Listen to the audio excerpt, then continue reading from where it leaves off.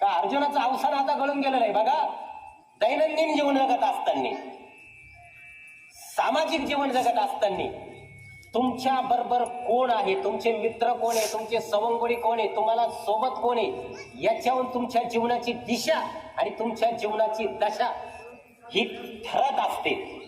तुमच्या बरोबर कोण आहे. साध्या भाषेत सांगू, तुम्हाला टेन्शन आलं, तुम्ही एखादा व्यवसाय टाकला आणि तो व्यवसाय तुमचा कोलॅप झाला, सगळा पडला, कर्ज घेऊन ठेवलं, पाहुण्याकडून पैसे घेतले, समाजातून पैसे घेतले, सोसायटी उचलला, कर्ज घेतले आणि जे धंदा टाकला तो धंदा जर टिकून गेला तर तुम्ही नैराश्यात जाणार की नाही.